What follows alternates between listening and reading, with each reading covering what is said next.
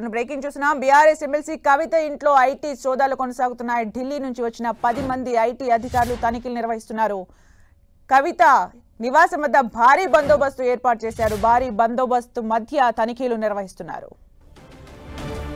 ఇక పూర్తి సమాచారం మా ప్రతినిధి సునీల్ అందిస్తారు. సునీల్, బీఆర్ఎస్ ఎమ్మెల్సీ కవిత నివాసంలో అటు ఐటీ శాఖ అధికారులు సోదాలు ప్రస్తుతం రాష్ట్ర వ్యాప్తంగా తీవ్ర దుమారం రేపుతుంది. ఈ రోజు ఢిల్లీ నుంచి వచ్చినటువంటి ఐటీ శాఖ అధికారులు కవిత నివాసంలో ప్రస్తుతం అయితే సోదాలు కంటిన్యూ కొనసాగిస్తున్నారు. అయితే ఇప్పటికీ మనం చూస్తాం, ఈ రోజు ఢిల్లీ మద్యం కేసు సంబంధించి సుప్రీంకోర్టులో విచారణ కొనసాగింది. ఆ కేసుని ఈ నెల 19కి వాయిదా వేసింది. ఈ తరుణంలోనే మళ్ళీ ఇప్పుడు ఐటీ శాఖ అధికారులు కవిత నివాసానికి సోదాలు చేయడం ప్రస్తుతం రాజకీయంగా తీవ్ర ప్రకంపనలు సృష్టిస్తుందని చెప్పవచ్చు. ప్రస్తుతం అయితే సిఆర్పీసీ బలగాలతో ప్రస్తుతం ఎమ్మెల్సీ కవిత నివాసంలో బంజారాస్ లో ఉన్నటువంటి తన నివాసంలో మాత్రం ప్రస్తుతం అయితే సోదాలు మాత్రం కంటిన్యూ కొనసాగుతున్నాయి.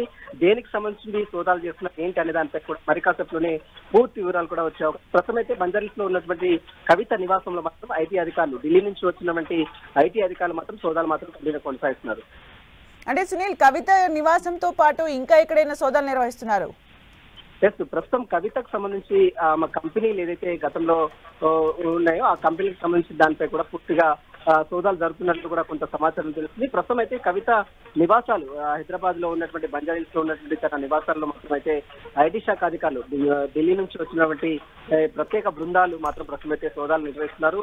ప్రధానంగా మనం చూస్తాం, ఢిల్లీ లిక్కర్ స్కామ్ కేసులో కవితపై అనేక ఆరోపణలు రావడం జరిగింది. ఇప్పటికే ఈడీ అధికారులు పలుసార్లు నోటీసులు జారీ చేశారు. ఈడీ విచారణ కూడా కవిత గతంలో హాజరు కావడం జరిగింది. మరోవైపు సిబిఐ అధికారులు కూడా ఇటీవల కాలంలో మరొకసారి నోటీసులు జారీ చేశారు.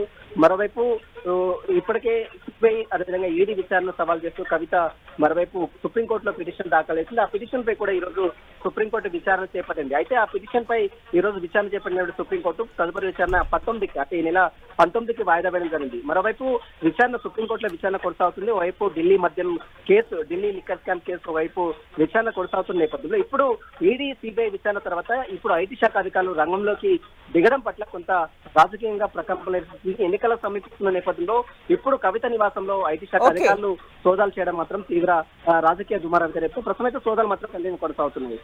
Thank you Sunil for the updates.